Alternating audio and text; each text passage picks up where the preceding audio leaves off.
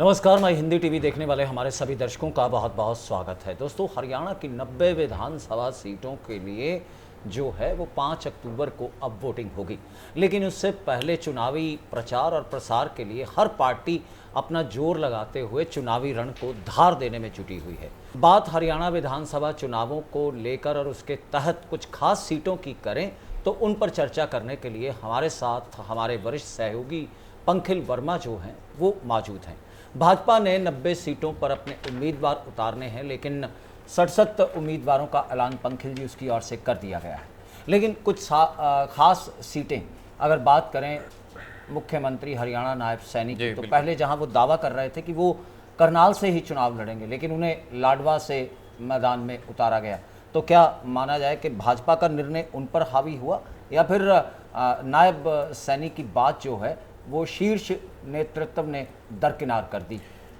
इसमें कोई दो राय बात नहीं कि हर व्यक्ति का एक अपना मत होता है कि वो कहां से चुनाव लड़ना चाहते हैं। हाल ही में आपने देखा होगा कि करनाल के अंदर एक रैली जो है मुख्यमंत्री नायब सैनी की चल रही थी, जिसके अंदर नायब सैनी ने प्रेस वार्ता के दौरान अपनी गाड़ी के ऊपर से ही एक प्रेस वार्ता नॉर्मल जो है पत्रकारों से चर्चा के दौरान कहा कि मैं जो है चुनाव से करनाल लड़ूंगा और 100% लड़ूंगा। तो जो हमारे तमाम वहाँ पर पत्रकार थे उनसे हमने इस बारे में चर्चा भी की कि लाडवा की जो है हवा जो है चलकर सामने आ रही है। और उसी से पहले भाजपा के कार्यालय से भी ये सूचना हमें प्राप्त हुई थी कि लाडवा से जो है सीएम चुनाव लड़ने वाले हैं। और जैसा कि आपने देखा कि कहीं ना कहीं संगठन जो है मुख्यमंत्री नायब सैनी पर हावी होता नजर हुआ। बिल्कुल कमजोरी की बात हम यहाँ से भी कर सकते हैं कि जब आचार संहिता लगी तो ऐसा माना जा रहा था कि मुख्यमंत्री को बहुत समय पहले सूचना नहीं थी कि आचार संहिता लग पाएगी। तो कहीं ना कहीं ऐसा समझ में आता है कि संगठन के साथ कहीं ना कहीं गठजोड़ थोड़ा सा कम नजर आया, तालमेल में कमी रही, क्योंकि तो कहीं ना कहीं तो शाम को ही ये लिस्ट निकली और लिस्ट के अंदर आपने देखा कि पहले नंबर पर ही 11वां नंबर जो है लाडवा का था और सीएम नायब सैनी को लाडवा से चुनाव लड़ने के लिए टिकट दी गई। तो क्या लगता है कि जिस तरीके की करनाल में वोटरों से अपेक्षा कर रहे थे नायब सैनी, या जिस तरीके की उन्होंने कहा जाए कि एक सेफ सीट अपने लिए तैयार की थी, तो क्या लाडवा का चुनावी रण जो है नायब सैनी के लिए लड़ना मुश्किल होगा? क्या लगता है? देखिए, करनाल सीट जो है मुख्यमंत्री मनोहर लाल की पर्सनल सीट है और मुख्यमंत्री मनोहर लाल की पर्सनल सीट मेरे अंदाजे से मुख्यमंत्री मनोहर लाल के किसी पर्सनल आदमी को जानी चाहिए थी। वो बात अलग है कि नायब सैनी को एक ओहदे से नवाज दिया गया, पहले प्रदेश अध्यक्ष बनाया गया और उसके बाद अब सीएम बनाया गया। तो कहीं ना कहीं पार्टी ने उनका, वो हरियाणवी में कहते हैं कि पेटा भर दिया था। तो अब कहीं ना कहीं लाडवा के अंदर जो है आप देखेंगे सैनी वोटर की संख्या जो है कहीं ना कहीं ज्यादा है और उम्मीदवार भी सैनी वहां पर ज्यादा है। तो ऐसे में सीएम के लिए सबसे सेफ सीट मुझे नजर आ रही है, यानी इसका फायदा उनको मिलने वाला है। जी, बहरहाल पंखिल वर्मा की बातों से आपने अंदाजा लगाया ही होगा कि भाजपा के बीच जो संगठन है वो अपने निर्णयों को लेकर पूरे तरीके से सख्ती बरतता है और इसी का नतीजा रहा कि नायब सिंह सैनी को लाडवा से चुनाव लड़ना ही पड़ेगा। अब बात अगर अंबाला कैंट की सीट की जाए तो यहाँ पर एक डंका बजता है अनिल विज के नाम का, क्योंकि 6 बार के वो विधायक हो चुके हैं और पार्टी ने फिर से भरोसा जताते हुए 7वीं बार भी उन्हें अंबाला कैंट से ही टिकट थमा दिया है। तो क्या लगता है कि उनकी जीत की राह इस बार आसान होगी? क्या जनता फिर से जो है अपने भारी मतों से नवाजते हुए एक बार फिर लकी 7 का उन्हें खिताब देगी? तो देखिए, सबसे पहले आपको ये जानना होगा कि हाल ही में मंत्रिमंडल के अंदर बड़े बदलाव किए गए थे। हरियाणा के मंत्रिमंडल में मुख्यमंत्री भी बदले और कई मंत्री भी बदले और मंत्री कई कटे भी। और कटने वाले मंत्रियों में से एक मंत्री अनिल विज भी थे, जिनको हरियाणा का गब्बर कहा जाता है। तो जब गब्बर की टिकट पर सवाल खड़े होने लगे, क्योंकि सबसे पहले उनको पूर्व गृह मंत्री बना दिया गया, गृह मंत्री से पूर्व गृह मंत्री का सफर कहीं ना कहीं उनके लिए बहुत ही ज्यादा कठिन था। क्योंकि उसके बाद भी आपने देखा होगा कि आपने भी कई बार ग्राउंड रिपोर्ट की है कि पब्लिक आज भी अनिल विज के पास आती है और कहीं ना कहीं अपनी फरियाद लेकर जन सुनवाई के लिए अनिल विज भी कार्यरत रहते हैं। ऐसे में इस स्थिति के अंदर ये अफवाह जो है बहुत लंबे समय से फैल रही थी कि कहीं ना कहीं अनिल विज का टिकट कटेगा, परंतु आपने देखा कि किस प्रकार से स्क्रीनिंग कमेटी का ही मेंबर जो है अनिल विज को भारतीय जनता पार्टी द्वारा बनाया गया, क्योंकि कारण ये भी है कि 6 बार जो व्यक्ति जीत कर आया है, उसका अनुभव, उसका विचार कहीं ना कहीं पार्टी को आगे बढ़ाने में सहायता करेंगे। और कहीं ना कहीं भारतीय जनता पार्टी इस चीज़ को एनालाइज करती है, सर्वे के आधार पर चलती है। हवा में भारतीय जनता पार्टी का सर्वे कभी काम नहीं करता। तभी आपने देखा होगा कि कितने ही स्ट्रॉन्ग कैंडिडेट थे, सब भाजपा के अंदर ज्वाइन कर चुके हैं और टिकट के अब वो दावेदार थे, उनको टिकट भी दे दी गई है। तो ऐसे में अनिल विज की हार और जीत की बात तय करना ये डिपेंड करता है कि सामने व्यक्ति कौन खड़ा है। परंतु मैं आपको चांस बता दूं कि 99 या 90% चांस इनकी विनिंग के हैं। इनको हराना बहुत ही ज्यादा मुश्किल है, क्योंकि इनका इतिहास आप चेक करेंगे, इनको कोई हरा ही नहीं पाया। 3 बार वो जब कांग्रेस की लहर थी, चौटाला परिवार की लहर थी, तब भी ये जीतते आए, तो अब इनको हराना थोड़ा सा मुश्किल है। और साफ तौर पर कहा जा सकता है, उन्होंने भी दावा किया है कि लकी 7 एक बार खिताब हासिल करते हुए वे फिर से सत्ता में आएंगे। और आगे बढ़ते हुए अगर पंखिल जी बात की जाए अम्बाला शहर की मेयर शक्ति रानी शर्मा की, तो भाजपा ने उन्हें अब जो है कालका से विधायक का उम्मीदवार बनाते हुए वहाँ से चुनावी रण में उतारा है। तो कालका और अम्बाला के इनको अगर दोनों को साथ में ही लेकर चला जाए पैरेलली, तभी हम इसको समझ पाएंगे कि ये चीज़ किस तरीके से काम करी। आप खुद देखिए कि शक्ति रानी शर्मा जी ने कितने समय पहले भाजपा ज्वाइन किया और कितने समय बाद उनको टिकट मिला। कहीं ना कहीं ये तो समझ आता है कि अम्बाला शहर के अंदर शर्मा परिवार बहुत ही ज़्यादा हावी और तवज्जो रखता है, जिस वजह से उनको टिकट से नवाजा गया। बिल्कुल, कार्तिकेय शर्मा हैं, उनके बेटे ही हैं, पति हैं विनोद शर्मा हैं, उनके पूर्व केंद्रीय मंत्री रहे हैं। और फिर राजनीति का तजर्बा जो है वो श्रीमती शक्ति रानी शर्मा को भी अम्बाला से मेयर है। तो कालका से क्या लगता है कि वहाँ पर पहले लतिका शर्मा थी, तो कालका की जो भाजपा ब्रिगेड है, क्या वो शक्ति रानी शर्मा के कदम से कदम मिलाकर चलते हुए उन्हें जीत दिलवाएगी? कालका का एक इतिहास जो है मैं आपको बता दूं कि पिछले लंबे समय से चलता आ रहा है कालका के अंदर कि जो ओपोजिशन में पार्टी होती है, कालका की जनता उसे जिता देती है। परंतु ये बताया जाता है कि शर्मा परिवार का बहुत ही अच्छा संपर्क सूत्र कालका से चलता आ रहा है।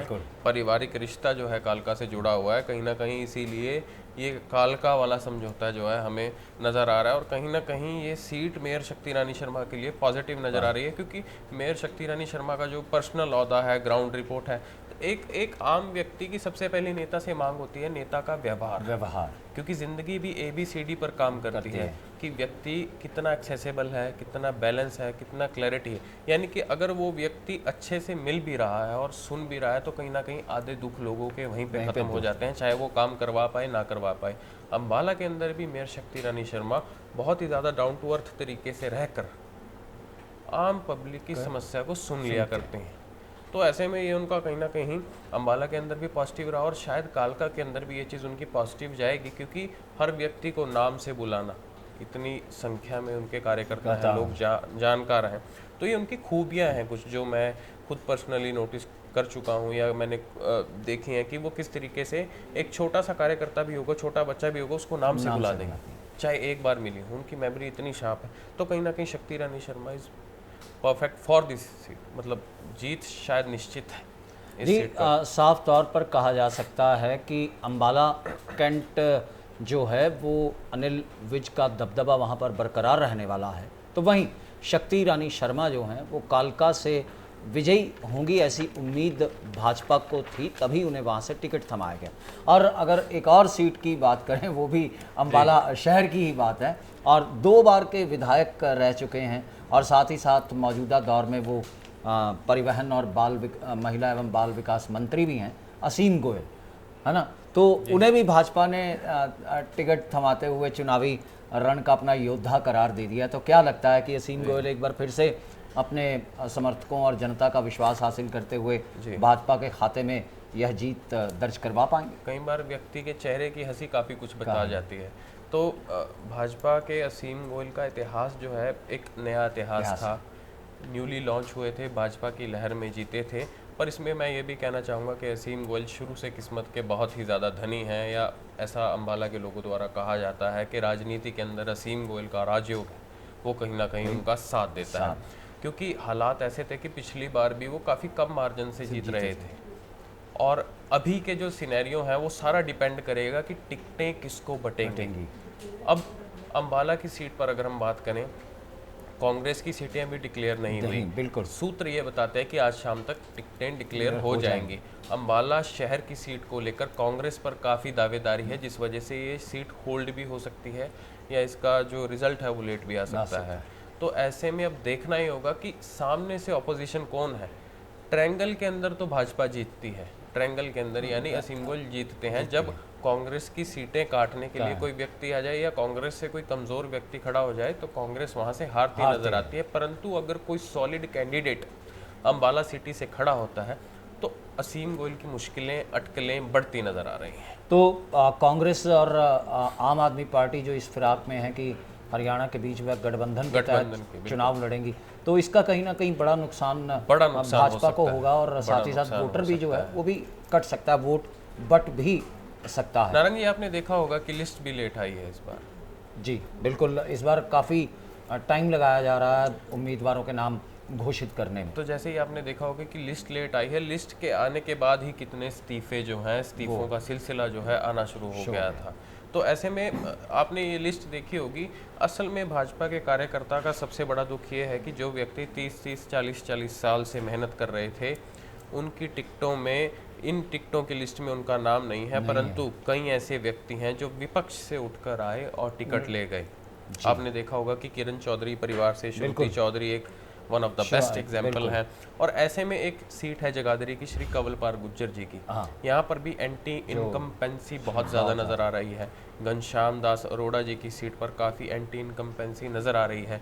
कमलेश डांडा जी की सीट पर काफ़ी एंटी इनकम्पेंसी नज़र आ रही है। तो कहीं ना कहीं इस लिस्ट में कुछ खास ऐसा नहीं था कि जो ये लिस्ट इतने समय बाद पेश की गई, वही पुरानी लिस्ट है। आप देखिए कि वही पुराने जो दावेदार, वही पुराने लोग, हिसार से कमल गुप्ता, इनकी भी काफ़ी एंटी इनकम्पेंसी जो है नज़र आ रही है। आप देखिए कि एक भी व्यक्ति आपको कोई नया नहीं आएगा। बादली से ओम प्रकाश धनखड़ की एंटी इनकम्पेंसी जो है ज़्यादा नज़र आ रही है।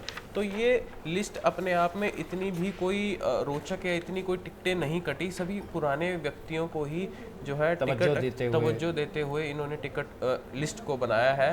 होना ही चाहिए था, कुछ नए लोगों को मौका देना चाहिए था ताकि टिकट का वितरण सही होता और भाजपा की सीटें शायद ज़्यादा आ सकती। तो ऐसे में अब ये कांग्रेस पर डिपेंड करता है कि टिकटों की बटौर कैसी होती है और उसके उम्मीदवार कैसे होते हैं। ये तो इस बार हरियाणा में ये चुनाव बेहद रोचक और दिलचस्प होने वाला है। नारंग जी, पंखल जी की बातों से साफ तौर पर समझा जा सकता है कि हरियाणा के बीच अभी जो कांग्रेस है उसके उम्मीदवार सामने आते ही विधानसभा की ये चुनावी जंग जो है बेहद रोचक हो जाएगी। और बता दें कि हरियाणा के बीच होने वाले इन विधानसभा चुनावों के लिए 5 अक्टूबर को वोटिंग होगी और 8 अक्टूबर को जो है वो नतीजे हमारे सामने होंगे। इसलिए माई हिंदी टीवी भी हरियाणा के हर वोटर से ये अपील करता है कि अपने जमहूरी हक यानी अपने वोटिंग का इस्तेमाल करते हुए अपनी मन पसंदीदा सरकार के हक में वोट डालते हुए उसे चुनिए और लोकतंत्र को और मजबूत बनाइए। बहरहाल पंखिल जी, बहुत बहुत शुक्रिया इस चर्चा के लिए। आगे भी और जैसे ही सीटें और दूसरे उम्मीदवारों की लिस्ट हमारे सामने आती जाएगी, बार बार हम फिर से जो है इन तमाम चीज़ों पर चर्चा करने के लिए दर्शकों के सामने बहुत बहुत धन्यवाद। बहुत बहुत शुक्रिया।